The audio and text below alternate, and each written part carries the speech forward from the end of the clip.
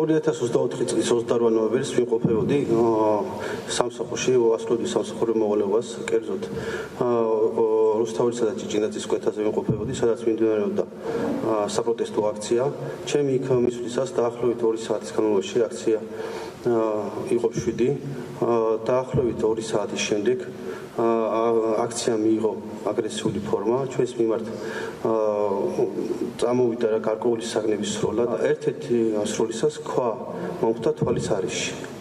რის შედეგადაც მიიღო დაზიანება, წამოვიდა სისხლდენა, ჩემი თანამშრომელმა მიმიყვანა სასწრაფოსთან და რის შემდეგ გადამიყვანეს საავადმყოფოში. როგორ ხარეს მიიღეთ დაზიანება ბატონო გიორგი? მარჯვენა თვალში. და რა მდგომარეობაშია ახლა ეს დაზიანება? დღეს თითქმის ვერ ხედავ ამ თვალთან. უშუალოდ ვინ განახორციელა ეს ალგორითმი ხდება ეს აქციის მონაწილე იყო. თუ შეგიძლიათ ამ პირის დასახელება ვინ არის და ვინც განახორციელა ეს ალგორითმი ხდება. კონკრეტულად პიროვნება არ დამინახავს.